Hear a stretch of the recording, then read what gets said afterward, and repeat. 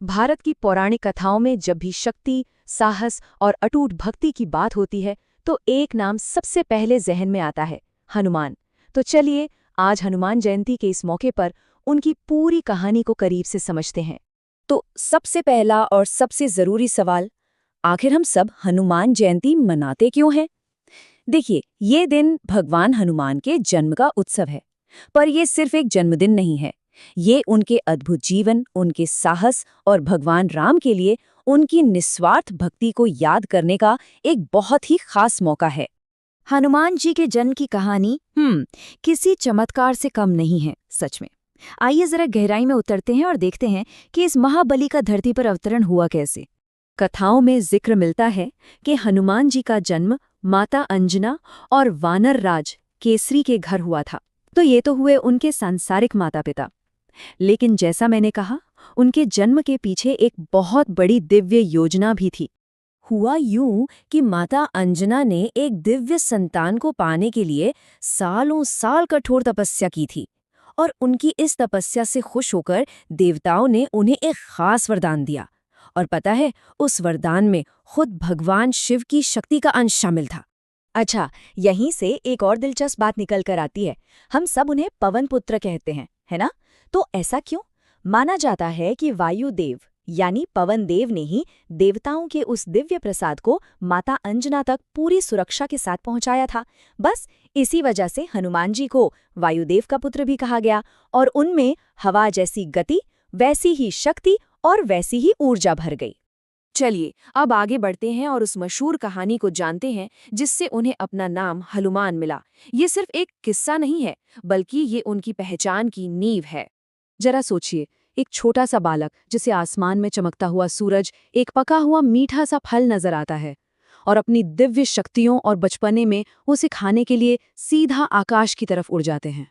बालक हनुमान की इस एक उड़ान ने तो पूरे ब्रह्मांड में जैसे हलचल मचा दी।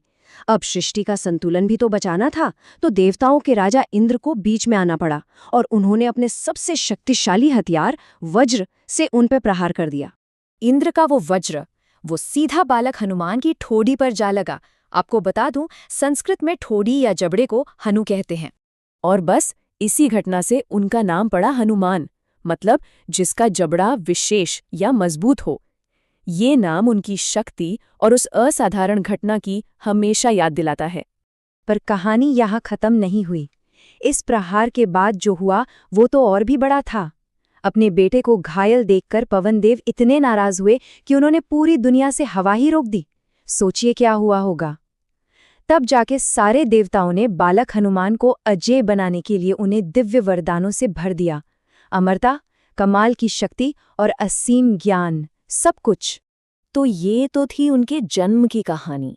अब आते हैं उनके जीवन के उस पहलू पर जो उनके होने का मतलब है, भगवान राम के प्रति उनकी अटूट भक्ति। ये कोई मामूली सेवा नहीं थी, ये तो भक्ति योग का शायद सबसे बड़ा उदाहरण है, जहां भक्त और भगवान का रिश्ता हर बंधन से परे हो जाता है। उन्होंने तो अपना पूरा का पूरा जीवन ही भगवान राम की सेवा में लगा दिया, चाहे वो एक छलांग में इतना बड़ा समुद्र लांघकर माता सीता को ढूंढ निकालना हो, या फिर दुश्मन की नगरी लंका के बीचों बीच जाकर अपने साहस का परिचय देना हो। उनके पराक्रम के किस्से तो गिनने बैठे तो खत्म ही ना हो। लेकिन हनुमान जी की कहानी सिर्फ पुराने किस्सों कहानियों तक ही नहीं है। उनकी विरासत आज भी जिंदा है हमारे बीच।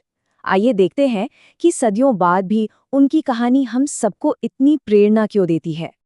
देखिए, हनुमान जी की विरासत की सबसे अनोखी बात यह है कि उन्हें चिरंजीवी माना जाता है, मतलब एक ऐसा अमर व्यक्तित्व जिनके बारे में ये मान्यता है कि वो आज भी इसी धरती पर मौजूद हैं।